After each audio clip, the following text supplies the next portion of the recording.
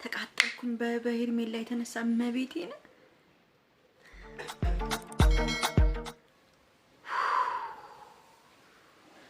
አረ ቤተሰብ ተቃጠልኩ ማርያምን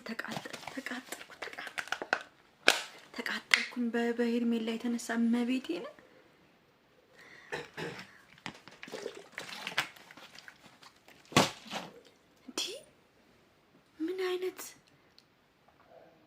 ምን አይነት መፍጠጥ ነው ይሄ?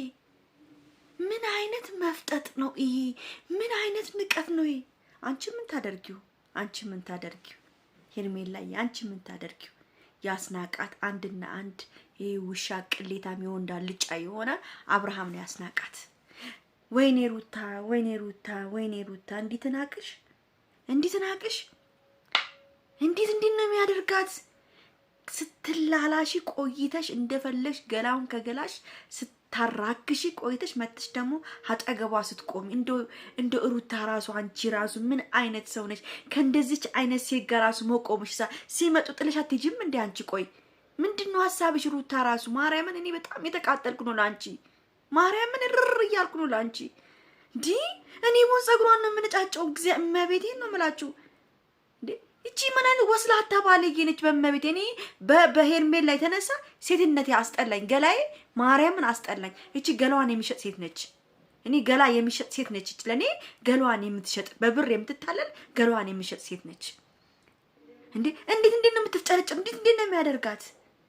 እንዴ ሩታ ራሱ ምን ሆና ነው? ምን አስገተረሽ ከሷ ጋር? ምን አስቆመሽ ከሷ ጋር? በጥፊ አጋሽ አትሄጂም እንዴ? ወይ ጥልሽ አትሄጂም እንዴ?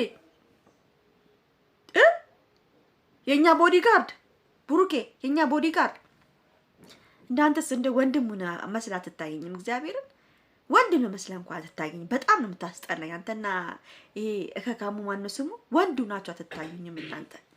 በጣም ውሻ ባለጌ ናችሁ። እውነት በጣም ነው የሚያስጠላው። እንደ ሄርሜላ ግን ምን እየሆንሽ ነው? ምንድነው ሐሳብሽ? ምንድነው? አንቺ ሩታን እየተበቀልሻን ነው ማለት ነው? እየተበቀልሻን ነው?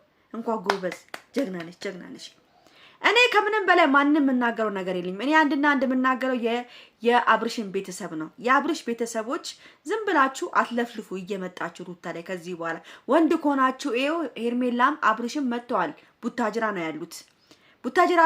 እንግዲህ ወንድ ከሆናችሁ እንግዲህ የአብርሽ እናትም ሆነ አባትም እስቲ ልጃችሁን አስገብታችሁ ወይ ምከሩት ወይ ስውሯ ማርያም ጸበል ውሰዱትና ይነከር 7 ቀን የያዘው አባዜ እንዲለቀው ማለት ነው። ከዚህ በኋላ ሩታን እየመጣችሁ የአብርሽ ቤተሰቦች እንዳታስጨንቋት። እዛው አብርሃም ፍቅር የለውም ከሩታ በቃ አብርሃም ከሩታ ፍቅር የለውም። ልጁን ነው አንድና አንድ ቅድም ተናግሯል። በእህቱ ቤት ልጄን ነው የምፈልገው ብሏል። ከሩታ ምንም አይነት ነገር እንደሌለው ከዚህ ልጅ ጋር ኃይለኛ ፍቅር ይዟል። ልጅቷ በጣም ባለጌ። እኔ ቃላት የለኝም እቺን እከካም ለመሳደብ። ሩታም ደግሞ አንቺ የምታስቢውን ነገር አስቢና ወስኝ። በቃ ከዚህ በኋላ ከነሱ ጋር መገናኘትም ራስሽንም ዝቅ ማድረግ የለብሽም እንዴ። ወስኝ በቃ። ይሄ ወረቀት የእናንተ ወረቀት ደግሞ አልቅም። ደግሞ ምንድነው? እኔ እኮ ሃይማኖታችሁ ደግሞ ግራ ያጋባኝ ነው። ለምንድነው ልጁ ክርስትና ማይነሳው እስካሁን ድረስ? ምንድነው ሐሳባችሁ? ስንት ተናግረለው ይሄን ነገር መስቀል አርጋችኋል ሁላችሁ። ምንድነው አይማ ለምንድነው ልጁ ክርስትና ማይነሳው እስካሁን ድረስ? ለምን ክርስትና አልተነሳ? ወይስ እናንተ ጸበን በምክንያት በማድረግ ልጁ ክርስትና መነሳት የለበትም? ምን እኔ እኮ በጣም ግራ ያጋባችሁ ነው እኛን ያላችሁ እግዚአብሔርን። ይሄ ነገር ግን እናንተ መጨረሻ ላይ መውጫ ነው የምታጡት። እግዚአብሔርን ይሄ የምትሰሩት ስራ መውጫ እንዳያሳጣችሁ ነው የምፈራው ለእናንተ ማለት ነው። አብሶ ለሄርሜላ እውነት እንዴት እንደሚያወረገርጋት እኮ የሴት ክብር ያጣች ሴት። ካሁን በኋላ እኔ ነኝ ደሱ ኃላፊነት ወስዶ ካሁን በኋላ እኔ ነኝ እንደዚህ ማደርገው። ለምን አንቺ ማንነሽ? ምንድነሽ? በእነሱ መሃል ገብተሽ እንደዚህ የምታሽቃብጩ እንዴ?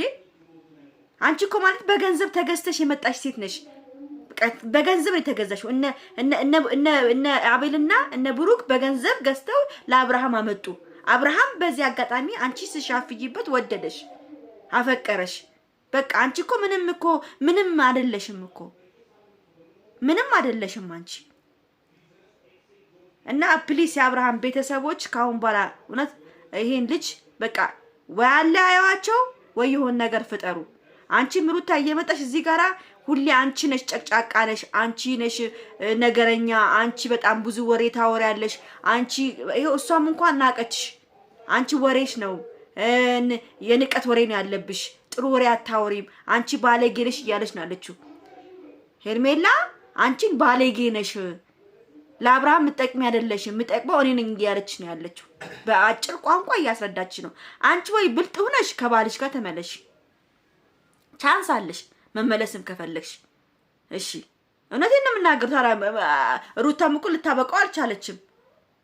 አብርሃም ደግሞ ከዚህ በኋላ ላንቺ ባል ይሆናል ብዬም ራሱ ማስብ ልጅ አይደለም። አብርሃም ከዚህ በኋላ ላንቺ ባል አይሆንሽም። በቃ ባል የሚሆን ሰው አይደለም። አንደኛ በቃ የሌላ ሴት ገላ ለምዷል፣ የሌላ ሴት ሽታ ጠረን ለምዷል። ከዚህ በኋላ እኔ ላንቺ ባል ይሆናል ብዬም አላስብም። ስለዚህ በእናትሽ ሄርሜላ፣ በእናትሽ ሩታ አንቺ ራስሽን አታስንቂ ከዚህ በኋላ። በቃ አታስወርጂ ከዚህ በኋላ። ለምንድን ነው ራስሽን የምታስንቂው? ለምንድን ነው እሱ እንዲንቁሽ ቦታ የምትሰጫቸው? እቺ እከካ መታ ዛሬ እንዴት እንደምትወጣጠር እንዴት እንደሚያደርጋት አታዩም እንዴ ቤተሰብ? በጣም ነው ያዘንኩት ዛሬ እንዴ። በዚህ እኔ አንቺ ተቃጥሎ ልሞ እኔ ልተቃጥይ ልሞ ነው። አሁን ቪዲዮን ራሱ መጭ እንዴት ተንቀጠቀጥኩ ነው የጨረስኩት ቪዲዮ ማየት። ይሄው እንዳልጫ ኧረ በስመ አብ ማይ እኔ እግዚአብሔርን እኔ ብዙ ነገሮች እኔ በጣም ነው ያዘንኩት። እግዚአብሔርን በጣም ያሳዝናል። ይሄ ለምንድን ነው? ትምህርት ነው የሚባለው? ይሄ ዝሙት ነው የሚባለው? ቤተሰብ ምንድን ነው የሚባለው? እስቲ ንገሩኝ እናንተ። እኛ ምንድን ነው ከነሱ የምንማረው? ማን እንዴት ነው እንደዚህ?